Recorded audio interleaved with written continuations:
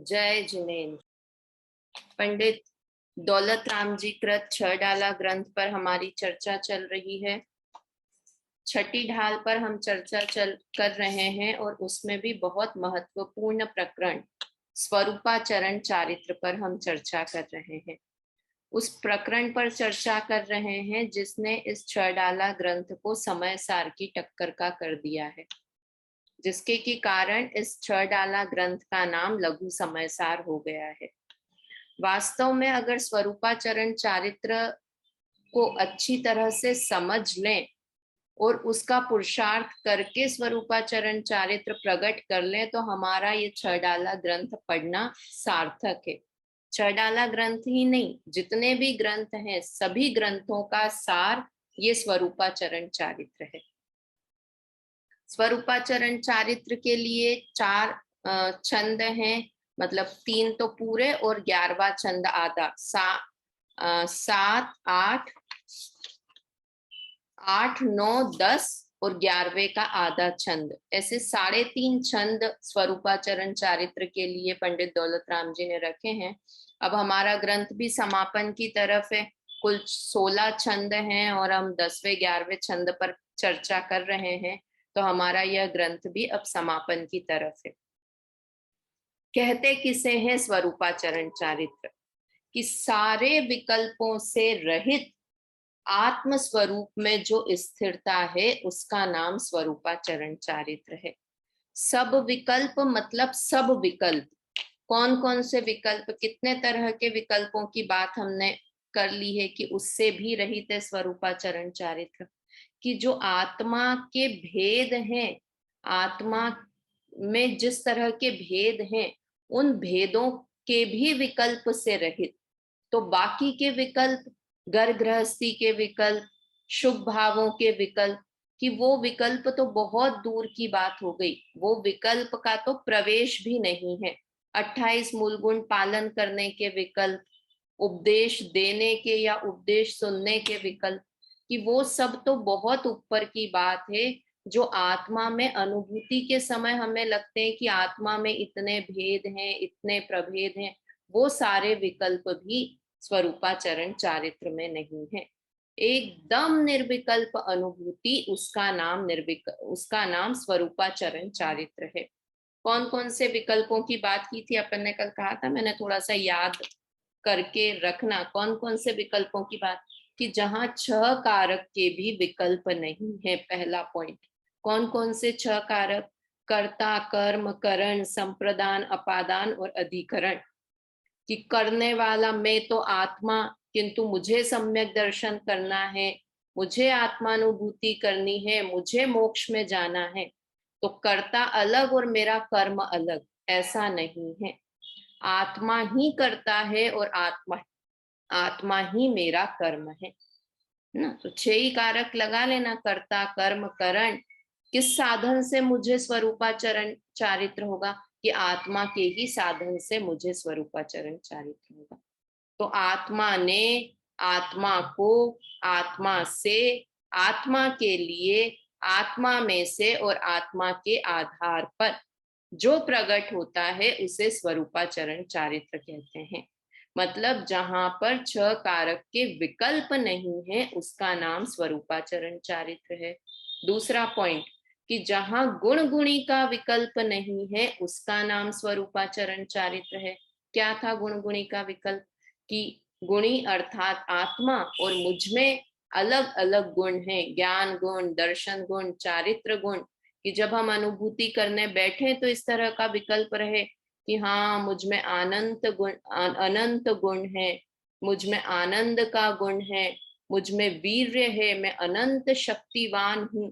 इस तरह का विकल्प भी आत्मानुभूति में नहीं है, क्योंकि ये तो भेद रूप विकल्प हो गया ना, और अनुभूति अभेद की होती है। समझ में आया? तो इस तरह से पहला 6 कारक का विकल्प नहीं है, दूसरा गुण गुणी का विकल्प नहीं है, तीसरा ज्ञाता, ज्ञान और ज्ञेय का विकल्प भी स्वरूपाचरण चारित्र में नहीं है। ठीक है, ज्ञाता, ज्ञान, ज्ञेय भी अब अपन में वापस से एक एक शब्द का अर्थ हम अच्छी तरह से कर चुके हैं। तीसरा भेद हो गया। चौथा कौन सा विकल्प नहीं है? ध्यान ध्याता ध्येय का भी विकल्प नहीं है। चौथा विकल्प ये नहीं है। वचन का विकल्प भी नहीं है, वचन के भेद भी नहीं है। उसके बाद ये चिद भाव कर्म चिदेश कर्ता चेतना क्रियातः, है ना। चिद भाव चिदेश और चेतना का भी विकल्प नहीं है। ज्ञान दर्शन चारित्र, सम्यक दर्शन सम्यक ज्ञान सम्यक चारित्र, ऐसे पर्यायगत विकल्प भी नहीं है ना। फिर उसके बाद प्रमाण नय निक्षेप के विकल्प नहीं है। हमने पिछली चर्चा में प्रमाण नय निक्षेप की बहुत अच्छे से बात की थी, अभी हम ये वापस से करते हैं। और उसके बाद है 8वें नंबर का कि जहां साध्य साधक साध्य और साधक का भी विकल्प नहीं है, ऐसे विकल्पों से रहित अनुभूति का नाम, उसका नाम स्वरूपाचरण चारित्र है।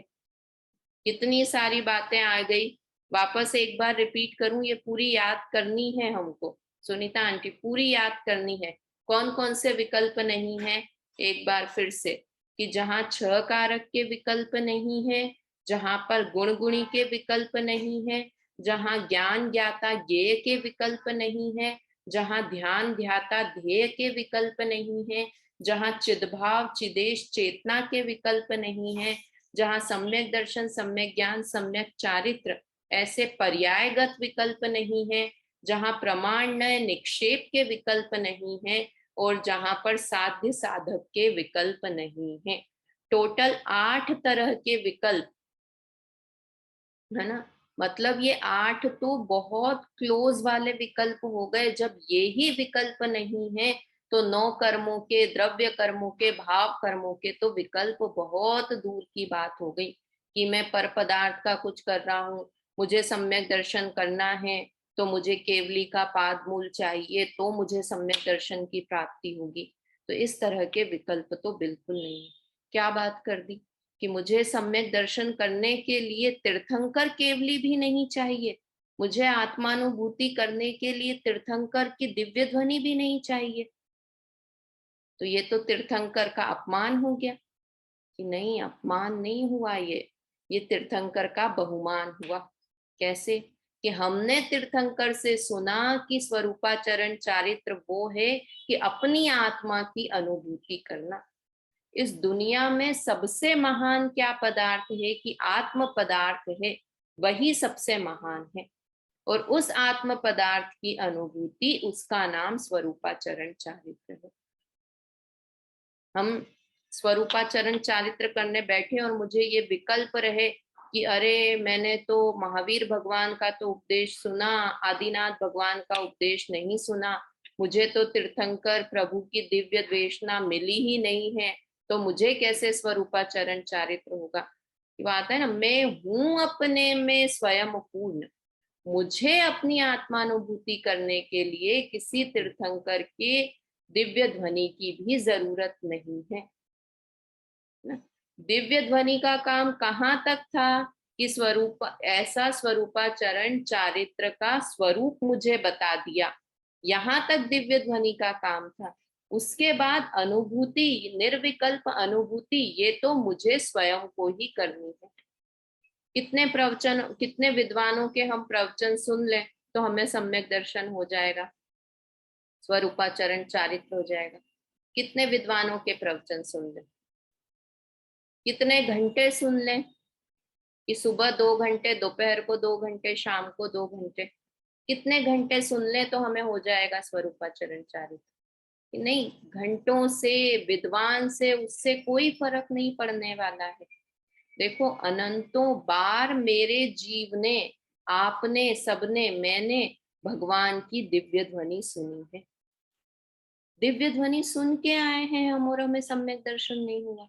कि अनंत अनादि का जीव है ना, इसलिए अनंत बार दिव्य ध्वनि सुनी होगी, किंतु अभी तक स्वरूपाचरण चारित्र नहीं हुआ। इसका मतलब है दिव्य ध्वनि और स्वरूपाचरण चारित्र का पक्का रिलेशन नहीं है। किंतु जब निर्विकल्प आत्मा की अनुभूति होगी तो स्वरूपाचरण चारित्र पक्का होगा ही होगा। 1000 बार दिव्य ध्वनि सुने और एक बार निर्विकल्प आत्मा की अनुभूति करें, किससे स्वरूपाचरण चारित्र होगा? 1000 बार दिव्य ध्वनि सुनने से या एक बार आत्मानुभूति करने से? कि वो 1000 बार इसलिए ही सुना कि एक बार आत्मा की अनुभूति हो गई तो पक्की बात है स्वरूपाचरण चारित्र होगा ही होगा, है ना। चलिए हम करते हैं अपने 10वें नंबर के छंद पर चर्चा। पहले तीनों छंद 8, 9 और 10 तीनों छंद एक बार बोल लेते हैं यहाँ से, उसके बाद फिर चर्चा प्रारंभ करते हैं। जिन परम पैनी सुबुद्धि छेनी डारी अंतर भेदिया वरनादि अनुरागादि ते निज भाव को न्यारा किया निज माही निज के हेत निज करी आप को आपो गयो गुण गुणी ज्ञाता ज्ञान गेय मझार कछु भेदन रयो। ये 8वें नंबर का हुआ। 9वां नंबर का छंद बोलते हैं।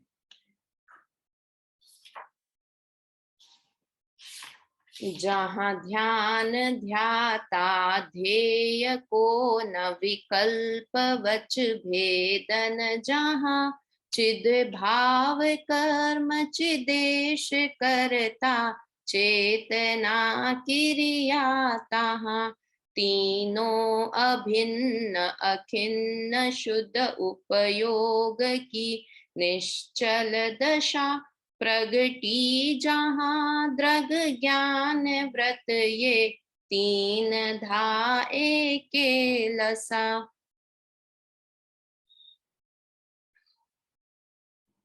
10वें नंबर का छंद। परमान नय निक्षेप को न उद्योत अनुभव में दिसे द्रग ज्ञान बल सुख में सदा नहीं आन भाव जुमो विखे मैं साध्य साधक में अबाधक कर्म अर कर तसुफल नीते चित पिंड चंड अखंड सुगुण सुगुण करंड च्युत पुण्य फल नीते। ये यहाँ पर कर्म अरु तसु फलनीते ऐसा है, तो वो पढ़ने में भी आएगा और वो पुरानी चढ़ाला में यही है। कर्म अर कर्म फल ते की जगह कर्म अरु तसु फलनीते, बात वो की वही है, थोड़ा बोलने में राइमिंग हो जाएगा उससे। तो आज हमें अब 10वें नंबर के छंद पर चर्चा करनी है। हमारी 2 लाइन हो गई थी, आगे की पीछे की 2 लाइन पर चर्चा करनी है। तो पहले एक बार इसका प्रमाण नय निक्षेप ये समझ में आ गया था। प्रमाण किसे कहते हैं, नय किसे कहते हैं। कि प्रमाण नय निक्षेप ये सब वस्तु को अधिगम करने के तरीके हैं। प्रमाण नय रधिगम, कि प्रमाण नय और ये निक्षेप नाम स्थापना द्रव्य भाव ये सब निक्षेप है ना। तो इन सब से वस्तु का अधिगम होता है, अर्थात ज्ञान होता है, वस्तु को जाना जाता है। तो इन तीनों का भी विकल्प अनुभव में दिखाई नहीं देता, अनुभूति के समय दिखाई नहीं देता। प्रमाण किसे कहते हैं कि ज्ञान के भेद है ना, प्रत्यक्ष और परोक्ष ये प्रमाण के भेद है। तो ये कैसे कि प्रमाण मतलब वस्तु के सर्वांश को जानना, ज्ञान प्रमाण अर्थात ज्ञान और उसके द्वारा वस्तु के सर्वांश को जानना वो प्रमाण ज्ञान है। नय किसे कहते हैं, नय किसे कहते हैं कि एक देश वस्तु के ज्ञान को, एक देश से वस्तु को जानना उसका नाम है नय। और निक्षेप क्या है कि और डिटेल में नाम स्थापना द्रव्य भाव आदि से वस्तु को जानना उसका नाम निक्षेप है। जैसे प्रमाण और नय, एक छोटा सा उदाहरण देके आगे करते हैं कि शक्कर, शक्कर शब्द बोला तो वो क्या हुआ, शक्कर यानी प्रमाण का विषय। कि शक्कर बोला तो उसमें प्रमाण क्या हुआ कि उसमें सारे गुण आ गए, है ना, सर्वांश से हम बात कर रहे हैं तो वो शक्कर हुई ना। और नय क्या हुआ कि मैंने बोला मीठी शक्कर ना, तो गलत तो नहीं बोला है, बोला तो सही है कि शक्कर मीठी है, किंतु हमने सिर्फ उसका मीठा वाला गुण टच किया है। उसमें सफेदी भी है, उसमें आकार भी है, ना, वो सब पर हमने ध्यान नहीं दिया है, खाली किस पर ध्यान दिया है कि उसके मीठे वाले गुण पर ध्यान दिया है। तो उसका क्या नाम हुआ कि वो नय का विषय हो गया। मीठा होना ये नय का विषय हो गया। इस सब चीजों पे लग सकता है कि मुझे बोला तो मुझे सिर्फ बोला कि किसी के भी नाम के लिए कि पूजा, तो पूजा बोला तो सर्वांग वस्तु हो गई। ये भी पूजा भी बहुत नय का विषय हो गया, क्योंकि मैं तो जीव तत्व हूँ, है ना। ये अभी वर्तमान की तरफ से बात कर रहे हैं कि पूजा नाम की पर्याय में हूँ। तो पूजा बोला तो ये समझो प्रमाण का विषय हो गया। और किसी ने बोला मम्मी, मम्मी, पूजा भाभी, तो ये नय का विषय हो गया, क्योंकि एक अंश को ग्रहण किया। मैं सिर्फ मम्मी ही नहीं हूँ, मैं सिर्फ भाभी ही नहीं हूँ, मैं सिर्फ वाइफ ही नहीं हूँ, मैं सिर्फ बेटी ही नहीं हूँ।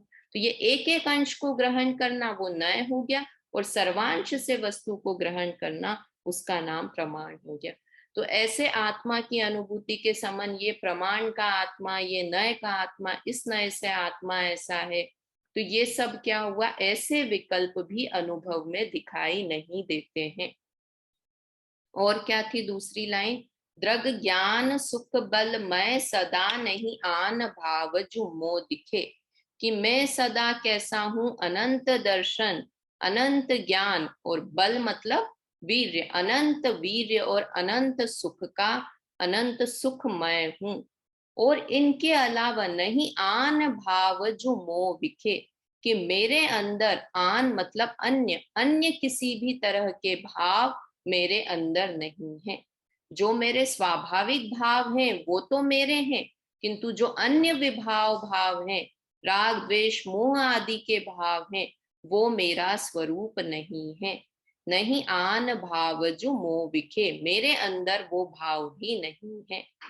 ठीक है। अगला, मैं साध्य साधक में अबाधक, यहां से हमें लेना है कि अब साध्य क्या होता है और साधक क्या होता है।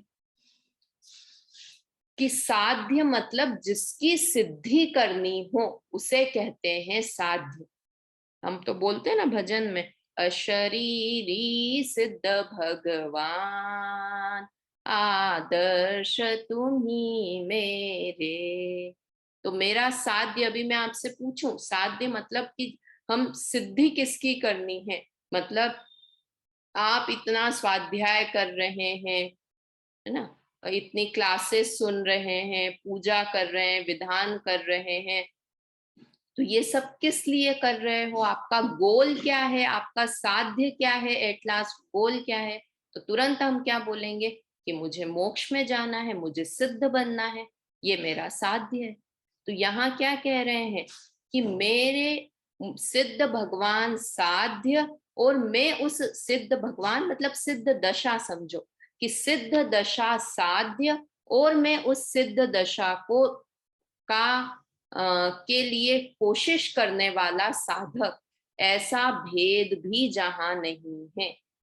क्या कहा कि सिद्ध भगवान, सिद्ध दशा, सिद्ध भगवान, अन्य वाले सिद्ध भगवान की तो बात ही अलग है, वो तो अलग ही पदार्थ हो गए, किंतु मुझे सिद्ध दशा को प्राप्त करना है, ऐसी सिद्ध दशा साध्य, और मैं आत्मा उस सिद्ध दशा को प्राप्त करने वाला साधक। साधक किसे कहते हैं, जो साधना करता है उसे साधक कहते हैं। साध्य, साधक, सिद्धि, साधना, ये सब साध्य वाली फैमिली के हैं ना। जैसे ध्यान, ध्याता, ध्येय पढ़ा था अपन ने, तो यहाँ पर क्या कहा, साध्य मतलब जिसकी सिद्धि करते हैं या जिसकी साधना करते हैं। तो ऐसी सिद्ध दशा मेरी साध्य, और मैं उस सिद्ध दशा के लिए कोशिश करने वाला साधक, ऐसा भेद भी जहां नहीं है।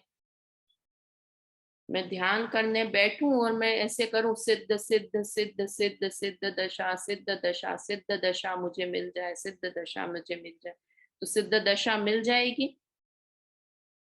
हम लोग छोटे थे तब, बहुत छोटी थी, मुझे ध्यान है अभी तक, तो वहां मंदिर जाते थे तो ऐसे एक आंटी आती थी, तो उन्होंने ऐसे इतनी मोटी, समझो इससे भी ज्यादा मोटी, 150-200 पेजेस की कॉपी, और ऐसी एक नहीं 10-10 कॉपी, उसमें क्या लिखती थी, नमोकार मंत्र पूरी एक एक लाइन में, नमोकार मंत्र पूरा ऐसे एक नहीं 10-10 कॉपियां भर रखी थी, 150-150-200 पेज की।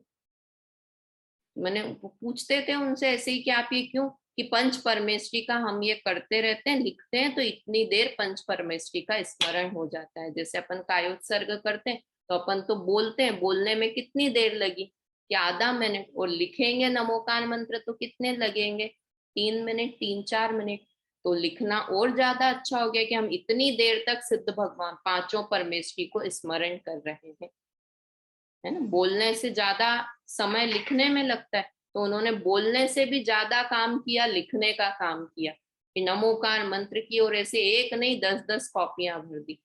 तो अब वो साध्य की पंच परमेष्टि हमारे साध्य है, मुझे पंच परमेष्टि बनना है, तो ऐसे लिख लिख के पंच परमेष्टि बन जाएंगे। कि पंच परमेष्टि का स्मरण करने से पंच परमेष्टि नहीं बनेंगे, आत्मा का स्मरण करने से पंच परमेष्टि बन जाएंगे, सिद्ध बन जाएंगे, अरहंत बन जाएंगे। समझ में आया। तो इसलिए क्या कहा यहाँ पर, कि जहां पर साध्य और साधक का भी भेद नहीं है, वो आता है ना अपनी 12 भावना में जयचंद जी छाबड़ा की, शुद्धातम अरु पंच गुरु जग में शरणो दोय, मोह उदय जी के व्रथा आन कल्पना होय। कि वास्तव में तो शुद्धात्मा और पंच परमेश्वर, शुद्धात्मा और पंच गुरु, जो आंटी वो पंच परमेश्वरी के नाम लिख रही थी वो, तो ये ही हमारे सहारे हैं। तो यहाँ तो कह रहे हैं कि वो पंच परमेश्वरी भी नहीं, सिर्फ आत्मा है, वो ही एक साध्य है, और आत्मा ही उस साध्य को प्राप्त करने वाला साधक है। तो मुझे अपनी ही प्राप्ति करनी है। मुझे गोल क्या है, सिद्ध दशा प्राप्त करना मेरा गोल नहीं है, आत्मा को प्राप्त करना वो मेरा गोल है, वो मेरा साध्य है।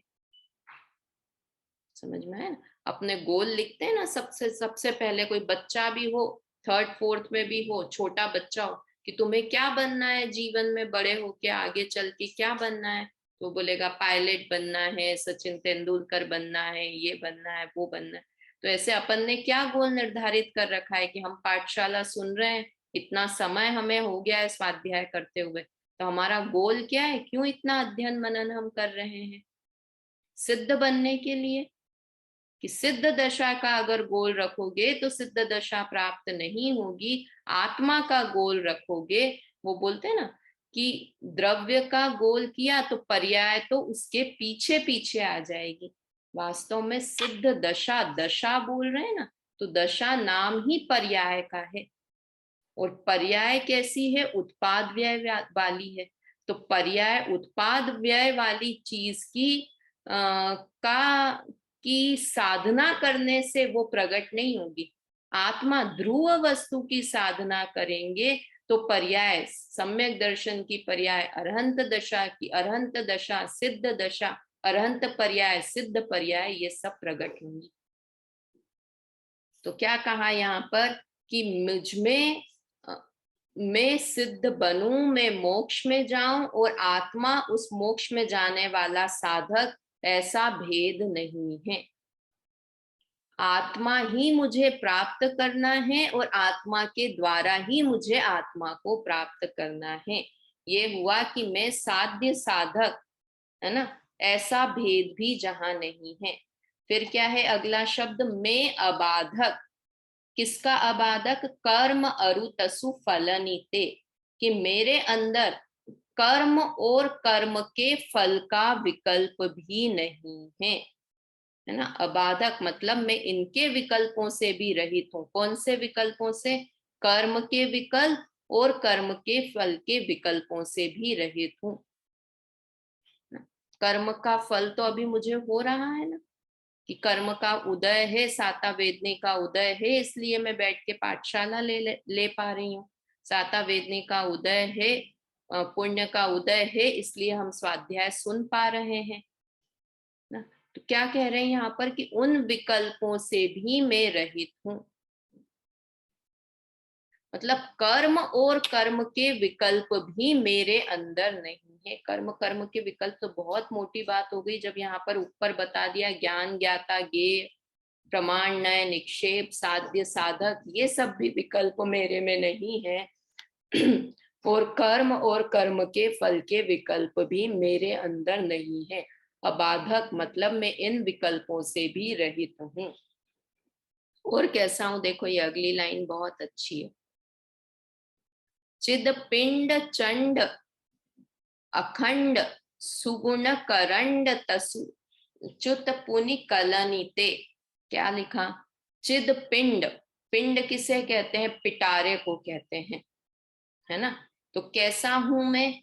चिद का पिंड हूं, मतलब चिद मतलब चेतना, ज्ञान दर्शन का पिंड हूं मैं। पिंड यानी बहुत बड़ा पिंड हूं मैं। चंड अखंड, ना देखो ये ड शब्द आया ना, कितनी बार ड शब्द आया? पिंड, चंड, अखंड, करंड, कितनी बार? 4 बार आ गया ना ड शब्द। पढ़ने में कठिन है किंतु भाव बहुत अच्छे हैं।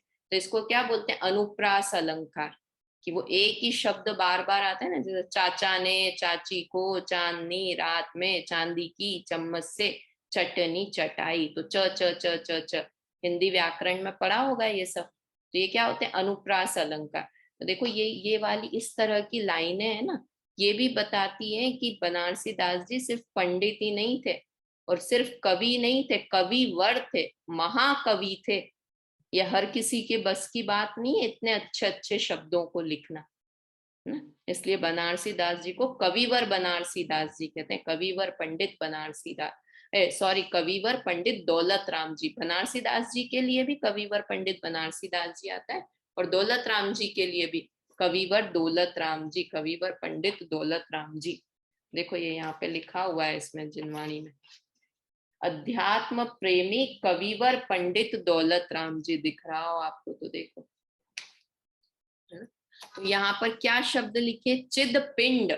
चिद पिंड मतलब चैतन्य का, किसका पिंड हूं मैं? ज्ञान दर्शन, ऐसे अनंत गुण, ज्ञान दर्शन मुख्य किए, तो ज्ञान दर्शन जैसे अनेकों गुणों का मैं पिंड हूं, पिटारा हूं। फिर चंड हूं, चंड हूं मतलब चेतना स्वरूप हूं। चंड मतलब क्या हुआ? चेतना स्वरूप हूं। अखंड हूं, अखंड मतलब मुझ में भेद नहीं है, खंड खंड नहीं है, गुण भेद भी नहीं है और पर्याय भेद भी नहीं है, इसलिए मैं अखंड हूं। सुगुण करंड, और अनंत गुणों का मैं पिटारा हूं। पिंड हूं मतलब पिंड तो समझे, और पिटारा हूं। करंड, ये यहाँ लिखा ना, करंड शब्द का अर्थ भी पिटारा होता है, वो है ना। करंड शब्द कहाँ पर आता है? रत्न करंड शावकाचार, रत्न करंड शावकाचार है ना, समंत्र भद्राचार्य का। तो रत्न करंड शावकाचार, तो करंड मतलब क्या होता है? पिटारा, कि रत्नों का पिटारा, उसका नाम रत्नकरण श्रावकाचार। तो यहाँ पर मैं आत्मा किसका पिटारा है? कि अनंत सुगुणों का, सुगुण मतलब अच्छे अच्छे गुणों का मैं पिटारा हूं। और च्युत पुण्य, इसके बाद क्या? च्युत पुनि कलनिते, कि कलिन, कलनिने, फलनिते नहीं है यहाँ पर, कलनिते है शब्द जो पुराना है ना, इसमें थोड़ा सा करेक्शन करना। च्युत पुण्य कलनिते, कि जो मैं रहित हूं, च्युत हूं मतलब रहित हूं, और पुन मतलब कि और कलनिते, कलनिते काली, कालीमा मतलब अशुद्धता, अशुद्धता से मैं रहित हूं। कौन सी अशुद्धता? कि द्रव्य कर्म, भाव कर्म, नौ कर्म, इनकी अशुद्धता से मैं रहित हूं। समझ में आया? चित पिंड हूं मतलब भंडार हूं, किसका भंडार हूं? चिद मतलब ज्ञान दर्शन, ज्ञान दर्शन का भंडार हूं। चंड हूं मतलब चैतन्य स्वरूप हूं। अखंड हूं अर्थात खंड खंड नहीं होता है, हूं। सुगुण करंड मतलब अनंत बहुत सारे अच्छे अच्छे गुणों का मैं पिटारा हूं। और किससे रहित हूं? कि कालीमा से मैं रहित हूं। ठीक है, ये इसका शाब्दिक अर्थ हुआ। एक बार अब हम अन्वयार्थ पढ़ लेते हैं इसका। इस स्वरूपाचरण चारित्र के समय मुनियों के आत्मानुभव में प्रमाण, नय और निक्षेप का विकल्प प्रकट दिखाई नहीं देता है। अपितु ऐसा अनुभव होता है कि मैं सदा ज्ञान दर्शन सुख बल में अनंत दर्शन, अनंत ज्ञान, अनंत सुख और अनंत वीर्यमय हूं। मेरे स्वरूप में अन्य राग द्वेष भाव नहीं है। एक इसका अर्थ हुआ, नहीं आन भाव जो मोह विषय। आन भाव मतलब अन्य भाव, अन्य भाव यानी कौन से भाव? राग द्वेष आदि के मलिन भाव मेरे में नहीं है। मैं साध्य हूं, मैं ही साध्य हूं और मैं ही साधक हूं। ऐसा विकल्प भेद नहीं है कि साध्य अलग और साधक अलग, ऐसा भेद नहीं है। मैं ही साध्य हूं और मैं ही साधक हूं। मैं कर्म और उसके फल से पृथक हूं। ज्ञान दर्शन चैतन्य स्वरूप हूं। चिद पिंड लिखा था ना, मतलब ज्ञान दर्शन स्वरूप हूं। चंड का अर्थ देखो निर्मल लिखा है यहाँ पर, निर्मल व ऐश्वर्यवान हूं। अपन चंड का अर्थ चैतन्य स्वरूप कर रहे थे, चंड का अर्थ क्या बताया है यहाँ पे? निर्मल हूं मैं, ऐश्वर्यवान हूं, अखंड हूं मतलब अखंड हूं, और सुगुणों का भंडार हूं, पिटारा हूं।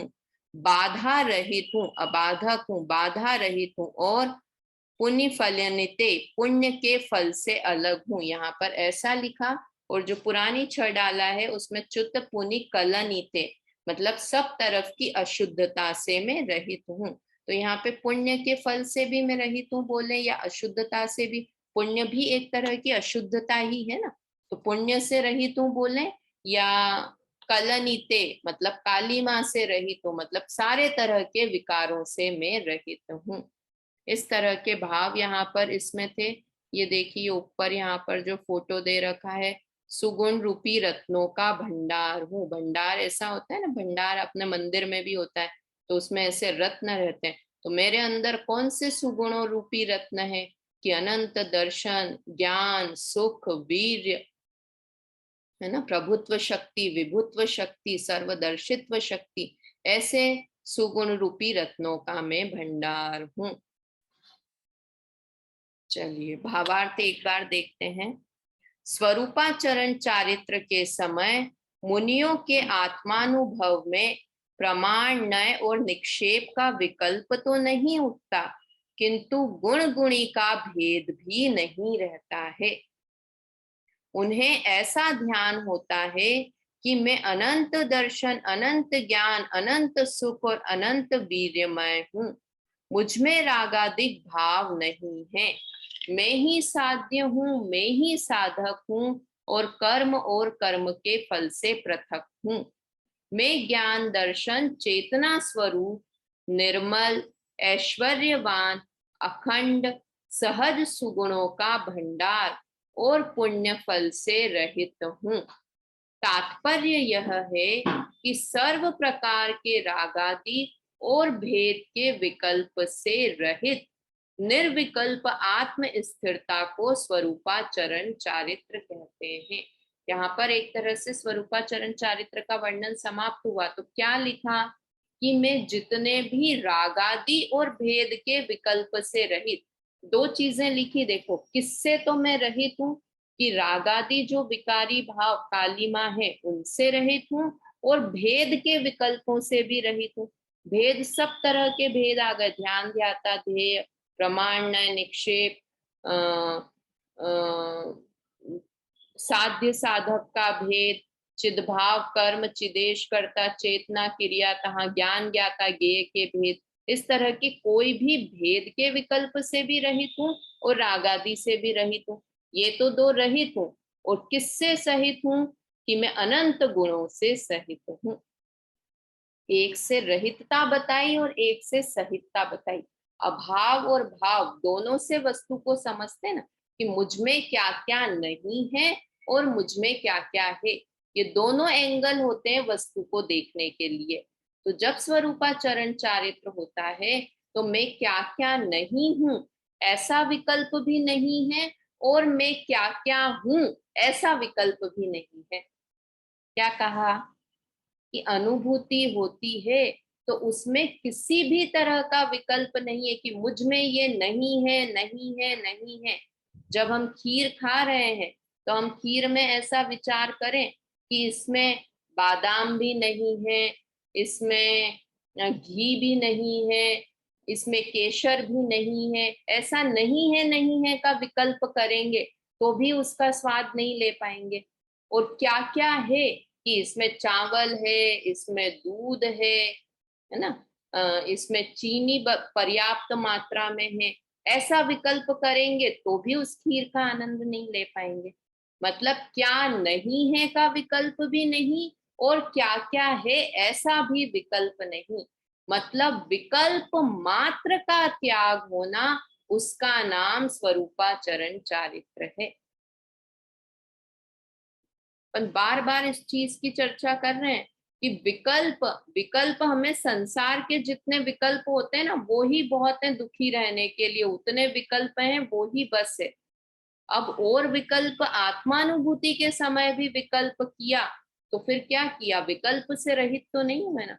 हमें विकल्प करने की आदत हमारी कब की है कि अनादि से हम विकल्प ही करते आ रहे हैं। बचपन में थे, अनादि से इस मनुष्य भाव की बात करें तो बचपन में थे तो खिलौने के विकल्प, उससे बड़े हो गए तो पढ़ाई के विकल्प, उससे बड़े हो गए तो घर गृहस्थी के विकल्प, उससे बड़े हो गए तो अपने शरीर के, अपनी दवाइयों के, अपने खाने पीने के विकल्प। पूरी जिंदगी हम विकल्पों में निकाल देते हैं ना। विकल्प विकल्प विकल्प पूरे समय, अब मुझे ये करना है, ये करना है, ये करना है, विकल्प।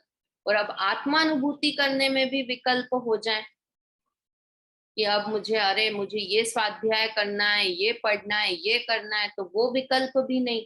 और मुझ में ज्ञान है, दर्शन है, सुख है, मुझे आत्मा को सिद्धि करनी है, मुझे सिद्ध दशा प्राप्त करनी है, ऐसे किसी भी तरह का विकल्प स्वानुभूति स्वरूपाचरण चारित्र के समय नहीं होता है।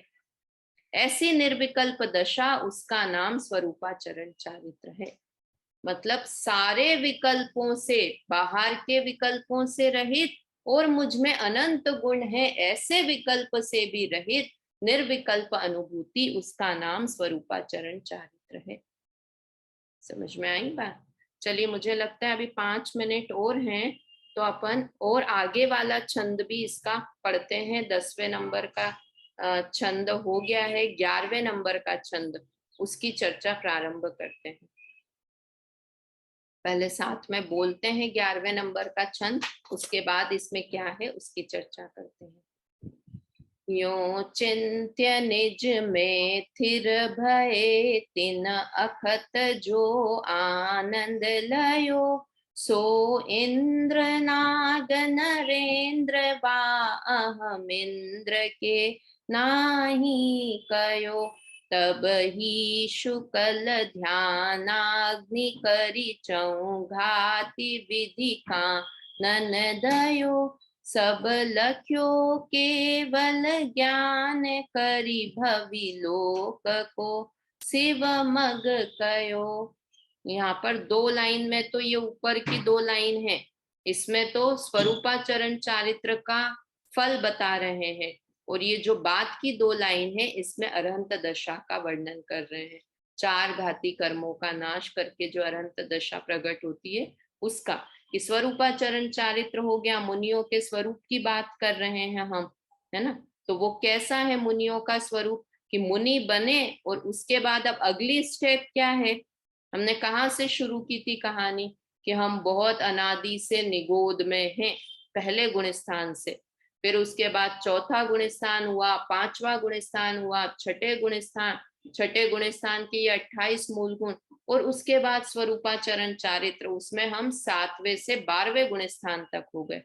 और उसके बाद अब अगली स्टेप क्या है कि अरहंत दशा उसकी अगली स्टेप है। तो बिल्कुल step by step Daulat Ram ji चल रहे हैं। तो यहाँ पर जो शुरू की 2 लाइन है उनमें किसका वर्णन किया, शुरू की 2 लाइन में, कि इतना जो ये स्वरूपाचरण चारित्र हम पढ़ रहे हैं, इस स्वरूपाचरण चारित्र का फल क्या है ना। क्या होता है इसमें, स्वरूपाचरण चारित्र का अंत क्या है कि यो चिंत निज में थिर बहे। ऐसा इस प्रकार चिंतवन करते हुए जब अपने में, निज में मतलब अपने में स्थिर भय मतलब हो गए, सब विकल्प से रहित होकर जब अपनी आत्मा में स्थिर हो गए तो क्या हुआ? तिन अखत जो आनंद लयो, कि उस समय जो आत्मा का आनंद प्राप्त हुआ वो कैसा है कि कहा नहीं जा सकता। अकथ, अकथ, कथ मतलब कहना, कथा शब्द बना है ना, कथा मतलब कहना, और कथ, अकथ मतलब नहीं कहा जा सके, ऐसा आनंद प्राप्त हुआ। क्या कहा? ऐसा चिंतवन करते हुए जब ऐसा जितना जैसा ये आत्मा का स्वरूप नवी आठवीं नवी 10वें इन 3 छंदों में बताया ना, कोई भी विकल्प से रहित, ऐसे आत्मा का विचार करते हुए जब आत्मा में स्थिर हो गए तो उसका फल क्या हुआ कि अनंत आनंद की प्राप्ति हो गई। तो वो आनंद कैसा है भाई बताओ तो? कि वो अतीन्द्रिय सुख है, इंद्रिय सुख नहीं है, अतीन्द्रिय सुख है, और उस सुख को वचनों में कहा नहीं जा सकता, अगोचर है वो, अकथनीय है वो आनंद कैसा है? अपन ऐसे कहना कुछ तो बताओ कैसा है वो। जैसे अपन कहते हैं ना कि मीठा, तो पूछेंगे कि मीठा कैसा मीठा, कि शक्कर जैसा मीठा, कि नहीं नहीं उससे भी ज्यादा मीठा, कि मिश्री जैसा मीठा, पहले तो बोला गुड़ जैसा मीठा, कि नहीं उससे भी ज्यादा, तो बोला शक्कर जैसा मीठा, तो नहीं उससे भी ज्यादा, तो उससे भी ज्यादा, कि मिश्री जैसा मीठा, कि नहीं उससे भी ज्यादा, कि गन्ने जैसा मीठा उससे भी ज्यादा, कि अमृत जैसा मीठा कि उससे भी ज्यादा, कि अब उसके लिए हम कुछ कह नहीं सकते, उपमा ही नहीं है कि वो आनंद कैसा है, अनुपमीय है, अनुपम है, कहा नहीं जा सकता, और वचनों में तो बिल्कुल कहा नहीं जा सकता, है ना, अकथ है। सो इंद्र नाग नरेंद्र वा अहमिंद्र के नाही कहो। तो हमने पूछा कि जब अनुभूति हुई तो कैसा आनंद होगा, कि जैसे इंद्रों को होता है, देवों के देव जो इंद्र हैं उन्हें होता है वैसा आनंद, कि नहीं नहीं, कि जो नाग को होता है वैसा आनंद, नरेंद्र, है ना, जो इंद्र के भी इंद्र है, नरों में इंद्र, ये यहाँ तो इंद्र बोला, ये देवों के इंद्र इंद्र हुआ, और नरेंद्र मतलब नरों में इंद्र जिसे कहते हैं चक्रवर्ती, वैसा। या फिर बोलो अहमिंद्र, अहमिंद्र तो सबसे ऊंचे हो गए ना, 16वें सर्ग के ऊपर सब अहमिंद्र, अपने अपने इंद्र है, उनके ऊपर और कोई नहीं है, सबसे बड़े अहमिंद्र, कि उनके जैसा सुख प्राप्त होगा, ऐसा आत्मानुभूति, कि उनको तो को ना ही कहो, उनको तो ऐसा सुख है ही नहीं, उससे भी ज्यादा ऊंची क्वालिटी का सुख जो कि वचन में नहीं कह सकते, वैसा आनंद इस स्वरूपाचरण चारित्र में प्राप्त होता है। समझ में आया? हम मेहनत कर रहे हैं, इतनी इतनी मेहनत कर रहे हैं किस लिए, कि हमें स्वरूपाचरण चारित्र करना है, तो उसका हमें फल क्या मिलेगा, प्रॉफिट क्या होगा, कि हमें सुख की, आनंद की प्राप्ति होगी। हम कोई भी काम करते हैं दुनिया में, छोटा सा भी काम करेंगे, मैं तो बार बार बोलती हूँ ना, हम एक करवट भी लेते हैं तो सुखी होने के लिए लेते हैं। हम घूमने जाते हैं, ट्रिप बनाते हैं ना, 5 days 6 night, 6 days 5 night, 6 night 5 days, ऐसा कुछ भी कहीं का भी घूमने फिरने का ट्रिप बनाया, तो क्यों बनाते हैं? आनंद के लिए बनाते हैं, कि हमें आनंद की प्राप्ति होगी। तो ये आनंद की प्राप्ति होगी, तो ये आनंद की प्राप्ति के लिए कोई भी काम करते हैं। तो हमने स्वरूपाचरण चारित्र किया, आत्मा में स्थिरता की, आपने इतना बोला, हमने पूरी 6 डाला ग्रंथ पढ़ लिया, तो इसका फायदा क्या, कि आनंद की कहा नहीं जा सकता ऐसा अनुपम आनंद प्राप्त होता है स्वरूपाचरण चारित्र से। और विशेष चर्चा आप इस 11वें छंद की करेंगे और अरहंत दशा की भी करेंगे। मुझे लगता है अब 2-3 क्लासेस में, मोस्टली 3-4 क्लासेस में हमारी ये 6 डाला ग्रंथ पूर्ण, दिवाली के पहले पहले ही, दिवाली में तो भी बहुत सारे दिन है, 10-15 दिन है, किंतु उससे भी पहले हमारे 4-5 दिनों में ये ग्रंथ पूर्ण हो जाएगा। और इस स्वरूपाचरण चारित्र के प्रकरण को बहुत ध्यान से सुनिए। जब कई बार ऐसा होता है ना, एक बार क्लास सुन ली और 2 बार सुनने की भी इच्छा है, तो वो 28 मूल गुण वाले प्रकरण से भी ज्यादा इस प्रकरण को बार बार सुनिए, है ना। ये डायरेक्ट इससे हमारा हित हो ऐसे प्रकरण है ये। तो जब रिपीटेड क्लास भी सुननी होती है ना, मम्मी कई बार आप सुनते हो ना, रिपीटेड क्लास सुनते हो कि और सुन लेते हैं, या जिस दिन क्लास नहीं लग पा रही है तब, तो ये स्वरूपाचरण चारित्र वाले प्रकरण सुना कर। तो इससे हमारा डायरेक्ट डायरेक्ट हित से कनेक्टेड हैं ये वाले छंद जितने भी हैं। अभी समय हो गया है, जिनवाणी स्तुति कर लेते हैं, उसके बाद चर्चा समाप्त करते हैं। निज निधि निज में बताई, यह अनंत उपकार है। इसके लिए जिन वाणी माँ को वंदना शत बार है, वंदना शत बार है। जय जिनेन्द्र।